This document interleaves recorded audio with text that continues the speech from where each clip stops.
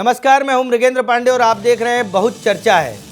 आज किस विषय की चर्चा है? क्योंकि छत्तीसगढ़ में धर्मांतरण बड़ा मुद्दा है और बड़ा मुद्दा है इसलिए कांकेर में कल बहुत जमकर बवाल हुआ। कल बवाल हुआ और आज भी बवाल हुआ। बवाल इतना बढ़ गया कि चर्च में आग लगानी पड़ी।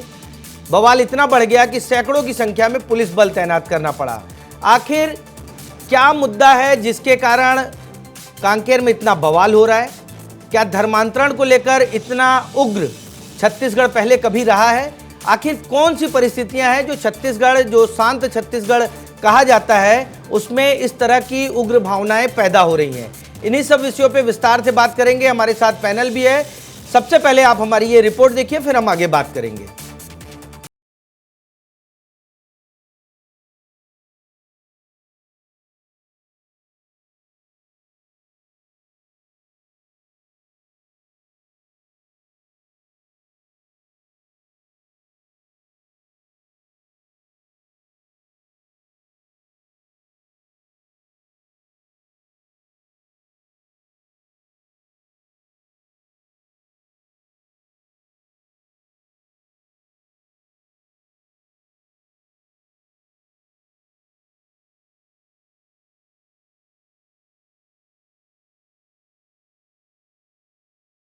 है वो प्रशासन पूरी तरह से मुस्तैदी से काम कर रहा है और ये सही है कि छत्तीसगढ़ में कानून का राज है। किसी को भी कानून अपने हाथ में लेने की इजाजत नहीं है। तय हुई है तो उस पर निश्चित रूप से गृह विभाग संज्ञान लेगा कि ऐसी घटनाएं क्यों हो रही है और ये सही है कि ऐसी घटनाएं नहीं होनी चाहिए। थानों तक धर्मांतरण का मामले चले जा रहे हैं और मारपीट तक हो जा रही है। एक दिन ऐसा आएगा कि थाने के अंदर हत्या होगी। भारतीय जनता पार्टी उस समय तो बड़ी बात करती थी कि उसमें कानून बनाया जाएगा। अब तो सरकार आपके पास है।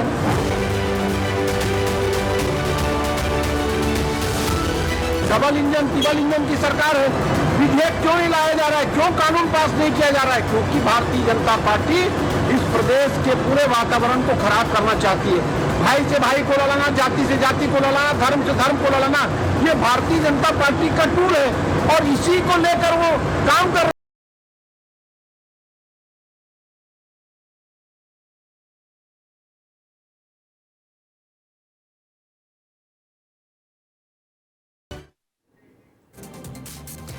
तो आपने देखा कि कांकेर को लेकर पॉलिटिकल पार्टीज क्या सोचती हैं। इसी विषय पर हमने एक बहुत बड़ा पैनल यहां आमंत्रित किया है जिसमें देवलाल ठाकुर जी हैं जो बीजेपी के प्रवक्ता हैं, वो पक्ष रखेंगे।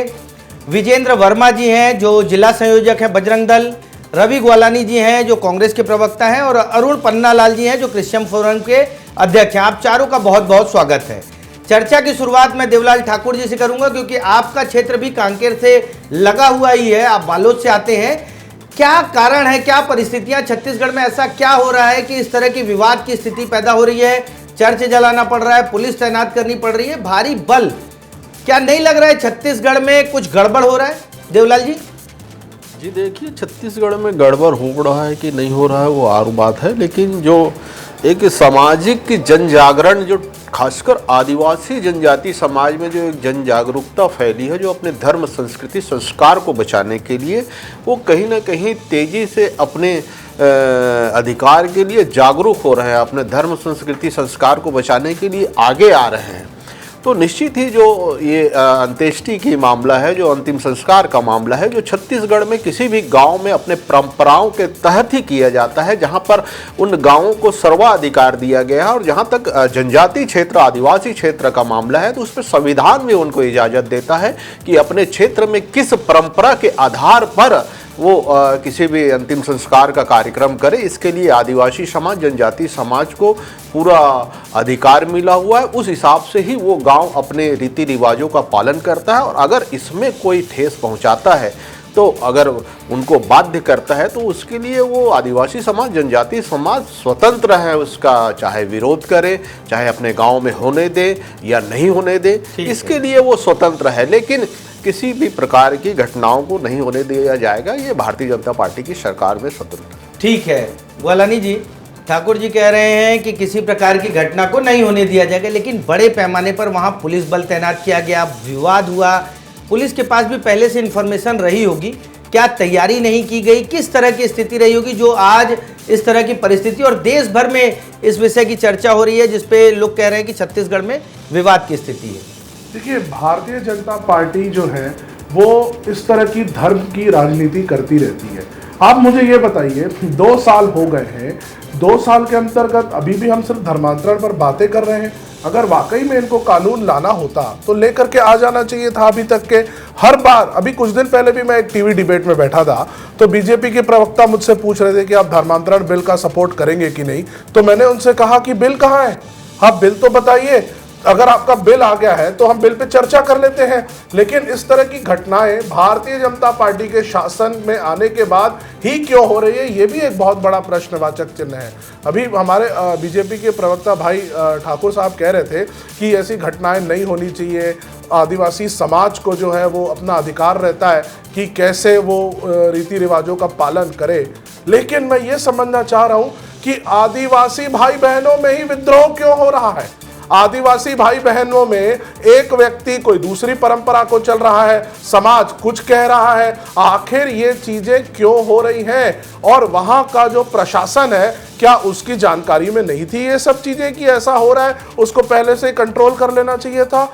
ये लोग, बीजेपी के लोग इसमें पॉलिटिक्स कर रहे हैं, इस मामले को उछालते रहते हैं। जब जब इनको लगता है कि वोट पॉलिटिक्स की बात आ रही है, कहीं ना कहीं धर्म के मामले आ जाते हैं, कहीं ना कहीं हिंदू मुस्लिम क्रिश्चियन चीजें आ जा रही है। पॉलिटिक्स के हिसाब से तो वहां दोनों विधायक बीजेपी के ही हैं, चाहे कांकेर की बात करें उसके बगल वाली सीट अंतागढ़ की।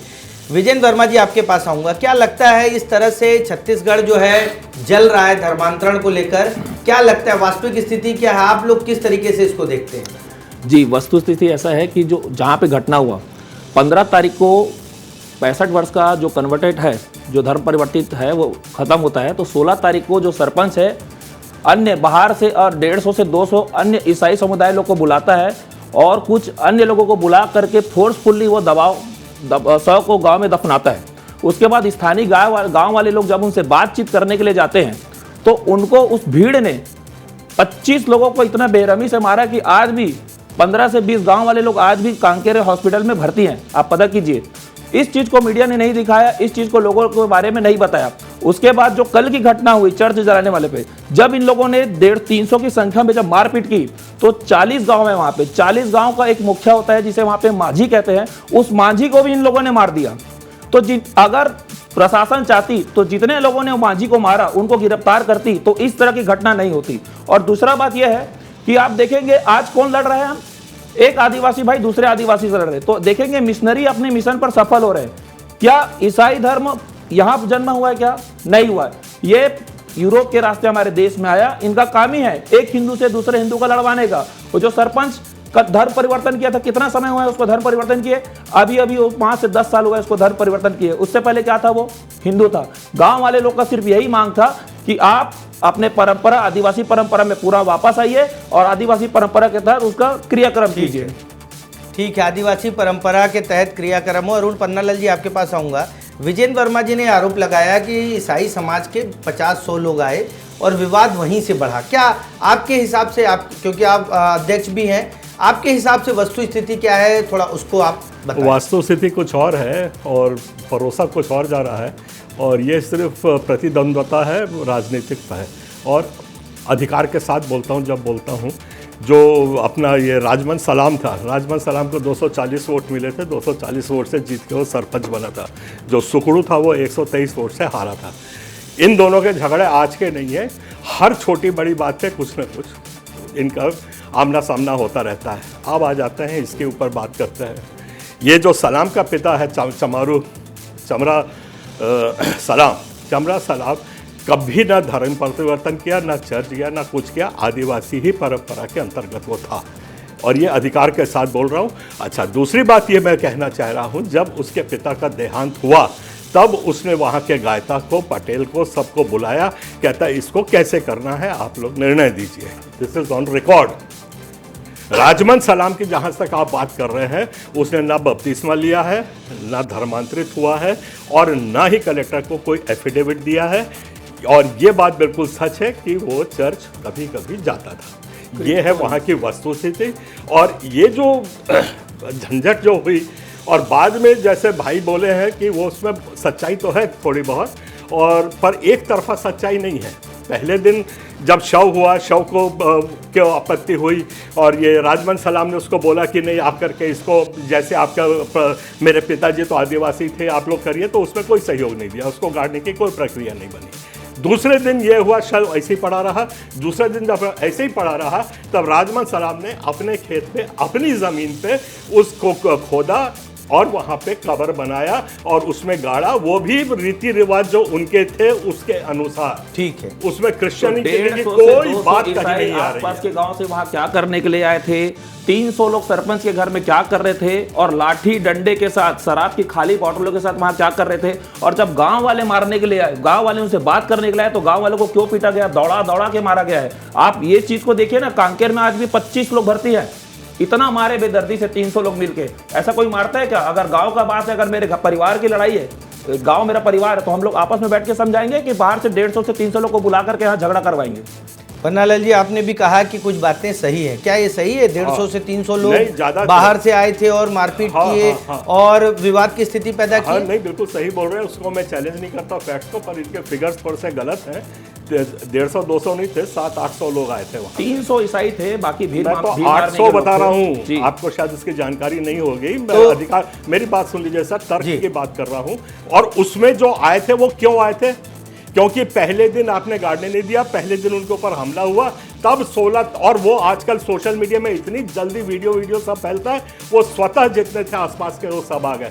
उनको रोकने की कोशिश हमने खुद यहाँ से शासन प्रशासन को बोला, कि डीजीपी जी से बात हुई, उनको भी बोला कि सर पहले अंदर आना बंद करवाइए, गांव के अंदर किसी को भी मत आने दीजिए। तो हम लोगों का ऐसा, और इसका जो सबसे बड़ा मुद्दा ये है कि देखिए, ईसाई समाज को आप मार रहे हो, मार खा रहा है।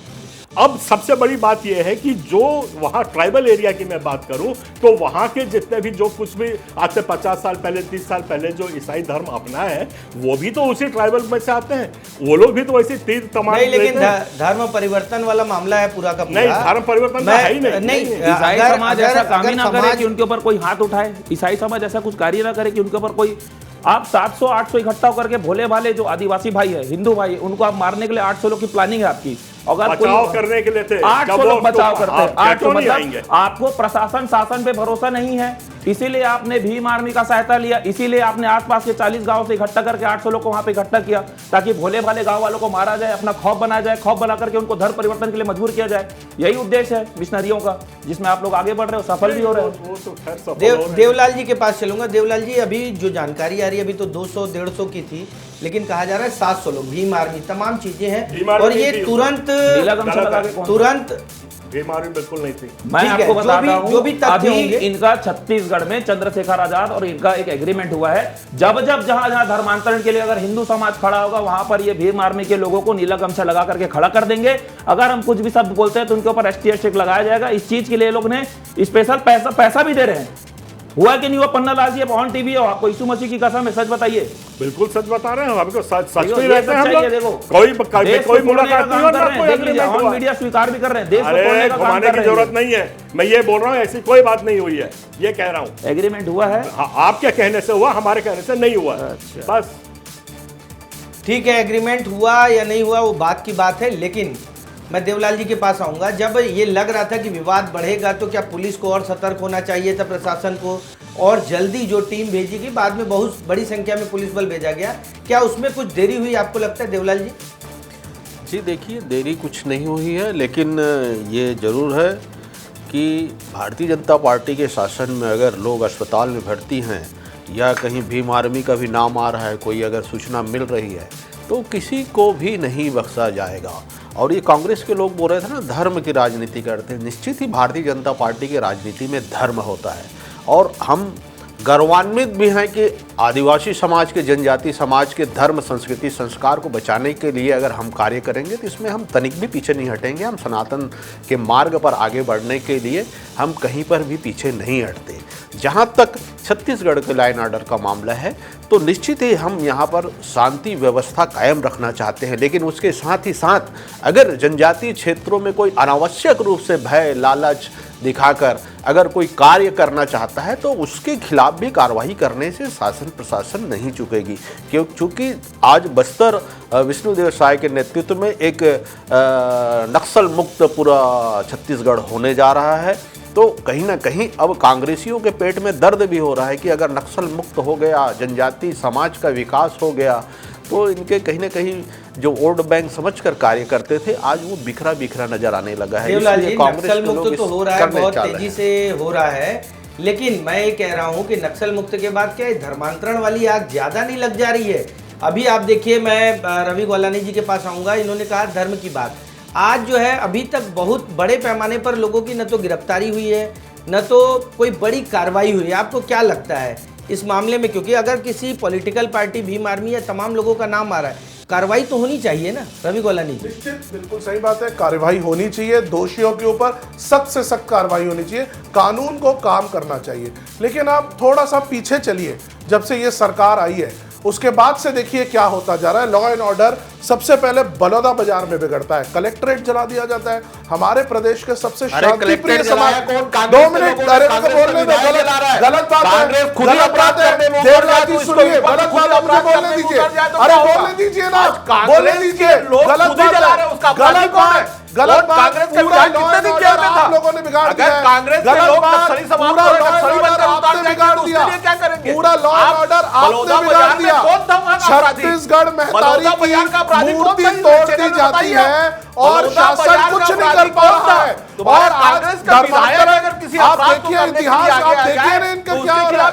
भारतीय जनता पार्टी के शासन के समय में लॉ एंड ऑर्डर पूरी तरीके से खत्म हो चुका है। मुख्यमंत्री जी का कोई कंट्रोल नहीं है, कोई कंट्रोल नहीं है, छत्तीसगढ़ को पूरी तरीके से लॉ एंड ऑर्डर खत्म हो चुका है। हमारे प्रदेश में महिलाएं बाहर नहीं निकल पा रही है, चाकू मारे जा रहे हैं, शांति प्रिय समाज को तोड़ा जा रहा है। ठीक है रवि गोलानी जी, अभी जो मुद्दा है वो कांकेर है, चाकूबाजी और तमाम चीजें होती रहेंगी। मैं ये कह रहा हूँ कि कांकेर जैसा, क्योंकि देखिए वो पूरा अधिकांश क्षेत्र जो है ट्राइबल क्षेत्र है, उस क्षेत्र में अगर किसी के सौद अपनाने को लेकर विवाद हो रहा है, 1000 लोग 800 लोग बाहर से आ जा रहे हैं, तो ये क्या कहीं नहीं लगता कि लॉ एंड ऑर्डर फेल है, या फिर जो लोग विवाद करने वाले हैं, जो छत्तीसगढ़ को शांति के टापू को खराब करना चाहते हैं, उनकी प्लानिंग है? क्या आपको नहीं लगता ऐसा? देखिए इंटेलिजेंस कहाँ है, मैं समझना चाह रहा हूं कि आखिर हमारे प्रदेश में जब से बीजेपी की सरकार आई है ये इस तरह से बातें क्यों हो रही हैं कि एक तरफ लॉ एंड ऑर्डर पूरा डिस्टर्ब हो जा रहा है, बाद में सिर्फ ये कहा जाता है कि दोषियों पर कार्यवाही होगी, ऐसा कर लेंगे और वैसा कर लेंगे। सरकार का हमारे लॉ एंड ऑर्डर पर कंट्रोल नहीं है, पुलिस प्रशासन शायद अपने हिसाब से चल रहा है, गवर्नमेंट में जो बैठे हुए हमारे मंत्री हैं उनकी सोच ही अलग है, वो लोग कुछ और बोलते हैं, नीचे कुछ और हो रहा है। मैं इतना ही कहूँगा, शांति प्रिय प्रदेश है छत्तीसगढ़। हमारे प्रदेश में इस तरह की घटनाएं, इस तरह के वाक़ये कभी नहीं होते थे, इतिहास उठा करके देख लीजिए, लेकिन ये वाक़ये बढ़ते जा रहे हैं, जो चिंता का विषय है। मैं यही कहूंगा, बीजेपी जो है वो सो रही है, घटना हो जाने के बाद इनको लगता है तो ये कहते हैं दोषियों पर कार्यवाही करेंगे। अरे घटना क्यों हो रही है? आप लोगों का कंट्रोल ऐसा होना चाहिए कि अपराधी को डरना चाहिए कि कोई भी अपराध करने के पहले उसका कांपना चाहिए कि अगर मैं करूंगा तो ऐसा हो जाएगा। कोई कंट्रोल नहीं है आपका लॉ एंड ऑर्डर पे, कंट्रोल नहीं है। विजेंद्र वर्मा जी आपके पास आऊंगा, आप लोग इस मामले में अब क्या कर रहे हैं? क्या कोई एफआईआर कराने की तैयारी है? क्योंकि एक बड़ा वर्ग आप लोगों से जुड़ा हुआ है, आप लोगों की क्या स्ट्रेटेजी है इस पूरे मामले को लेकर? जी, हमारी स्ट्रेटेजी ये है कि हमारी मांग एक ही है कि जिन 25 लोगों ने, अगर हमारे 25 लोगों को जिन लोगों ने मारा, अगर वो गिरफ्तार हो जाते, ये वस्तु स्थिति निर्मित नहीं होती। और दूसरा भी हम लोग ये कर रहे हैं कि घर वापसी पे हम लोग ज़्यादा फोकस कर रहे हैं, और घर वापसी अभियान के तहत अभी हम लोग लगातार वहाँ पे घर वापसी अभियान चला रहे हैं, सभी लोगों को घर वापसी करवा रहे हैं। और जो आप बार बार बोल रहे हो कि छत्तीसगढ़ एक शांत प्रदेश था, एकदम सही बात है कि हमारा छत्तीसगढ़ शांत प्रदेश था। 2003 से पहले हमारे प्रदेश में चर्चों की संख्या कितनी थी? आप विश्वास नहीं करेंगे, 2003 के बाद भूपेश बघेल की सरकार आते तक चर्चों की संख्या 9000 के आसपास हो गई। अभी वर्तमान में भूपेश सरकार चली गई और अभी बीजेपी के 2 साल और चले गए, अभी वर्तमान में चर्चों की संख्या 14000 से 15000 हो गई। ये चर्च बनाने के लिए पैसे कहां से आ रहे हैं? ये चर्च में कौन जा रहा है? क्या 25 साल में क्या ईसाइयों की संख्या इतनी बढ़ गई क्या? नहीं, कौन आप हमारे प्रदेश को जो आसान फैला रहा है? विजयन जी आप जो कह रहे हैं 2003 के बाद चर्चों की संख्या बढ़ी है, तो लंबे समय तक आप 2 साल इधर भी जोड़िए और 15 साल उधर, 17 साल तो बीजेपी की सरकार। हाँ बिल्कुल, मैं दोनों को बेर नहीं रहा हूँ। और सुनिए, अब छोटा सा एग्जांपल दे रहा हूँ, आप हमारा सिर्फ छोटा सा जिला है मोहला मानपुर, 2018 से पहले वहां सिर्फ 5 चर्च था, आज वहां 27 से अधिक चर्च है। किसके शासन में खुला? कौन खुलवाया? और ये 15,000 जो चर्च खोले, देखिए कितनी जमीन सरकारी जमीन पे बनी हुई है, इसको बनाने के लिए पैसा कहां से है? ये सब विषयों का जांच होगा। तो ये जो देख रहे हैं ना आप, जो लड़ाई हो रहा है, हिंदू आपस में लड़ रहा है और इनको जो कन्वर्जन के लिए पैसा आ रहा है, जब तक नहीं रुकेगा तब तक ये वस्तुस्थिति बनी रहेगी, क्योंकि इनका उद्देश्य यही है कि एक दूसरे को लड़ाओ, अपना राज करो। ठीक है। और मैं कांग्रेस पार्टी के प्रवक्ता को भी ये कहना चाहता हूं कि आप गलतफहमी में ना रहें कि सिर्फ बीजेपी जाएगी या आप जाएंगे। आपकी जानकारी के लिए बता दूं, अभी विधानसभा में इन लोग भी खड़े हुए थे, सांसद के लिए इन लोग भी खड़े हुए थे, इनका ईसाई कैंडिडेट खड़ा हुआ था जिनको 10,000 वोट मिला है। मैं झूठ नहीं बोल रहा हूं, आप सर्च कर लीजिए। ठीक है चुनाव सर, की बात, वोट के ऊपर एक बात आपको क्लियरिफाई हाँ, आप ही के पास आ रहा हूं, अरुण जी, आप ही बोलिए। एक सेकंड लगेगा। जी आप बोलिए। कांकेर की सीट में 16 वोट से बीजेपी का कैंडिडेट जीता है, हमको 3,000 वोट मिले हैं। जो वहां का मेंबर ऑफ पार्लियामेंट बना है, मेंबर ऑफ पार्लियामेंट को 1,800 वोट मिले हैं और हमको 25,000 वोट मिले हैं।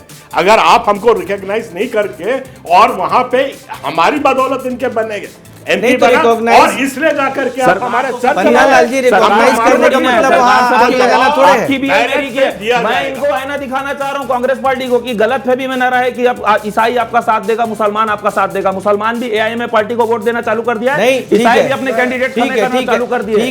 ठीक है विजयन जी, धर्म की राजनीति नहीं है विजयन जी, राजनीति की बात है। मैं ये कह रहा हूँ कोई किसी के पास पॉलिटिकल वोट बैंक है, इसका मतलब आग थोड़े लगा देगा। ग्वालानी जी आप कुछ कहना चाह रहे थे, उसके बाद मैं फाइनल कमेंट लूंगा। मैं ये कहना चाहूंगा कि कोई भी सरकार होती है तो उसका काम है प्रदेश में लॉ एंड ऑर्डर को मेंटेन करना, कि लॉ एंड ऑर्डर प्रॉपर रहे, अच्छे से शांति प्रिय तरीके से लोग रहते रहे। वोट पॉलिटिक्स की बात तो मैं कर ही नहीं रहा हूं। मैं तो ये कह रहा हूं कि Bharatiya Janata party law and order maintain नहीं कर पा रही है।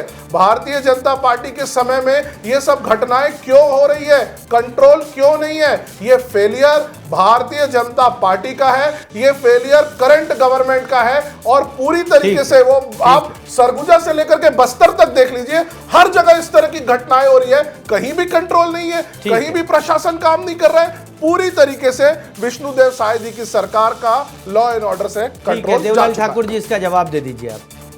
देखिए, छत्तीसगढ़ में लॉ एंड ऑर्डर बिल्कुल ठीक है, विष्णुदेव साय के सुशासन में सब ठीक चल रहा है। लेकिन मैं फिर से बोलना चाहता हूं, भारतीय जनता पार्टी की सरकार में ये प्रतिबद्ध है और हम संकल्पित है कि आदिवासी समाज की जो संस्कृति संस्कार है उसको अगर कोई छीनने का प्रयास करेगा, चाहे कांग्रेस भी छीनने का प्रयास करेगी तो उसको भी जेल जाना पड़ेगा। हमारे धर्म, संस्कृति और संस्कार को बचाने के लिए भारतीय जनता पार्टी प्रतिबद्ध है। लेकिन ग्राउंड आज आदिवासियों का अगर धर्म, संस्कृति, संस्कार को छीना जाएगा, प्रदेश के ही लोग जो मारे जा रहे हैं, हमारे प्रदेश की जनता को मारा जा रहा है, परेशान हो रही है, और आप तैयार रहे सब वेल एंड गुड है। आप मुझे बताइए संस्कार का सवाल है, आज क्यों कांग्रेस नहीं चाहता? अगर कांग्रेस क्यों चाह रही है कि सारे जनजाति वर्ग का धर्म परिवर्तित हो जाए? आखिर कांग्रेस चाहना बोलना क्या चाहती है? सार्वजनिक रूप से तय करे, सार्वजनिक रूप से तय करे, लॉ एंड ऑर्डर मेंटेन करो। रोम के साथ हो कि राम के साथ हो, कांग्रेस तय करे, कांग्रेस तय करके बताए, कांग्रेस तय करके बताए छत्तीसगढ़ में, कांग्रेस तय करके बताए छत्तीसगढ़ में आदिवासियों का संस्कृति संस्कार बचना चाहिए कि नहीं बचना चाहिए?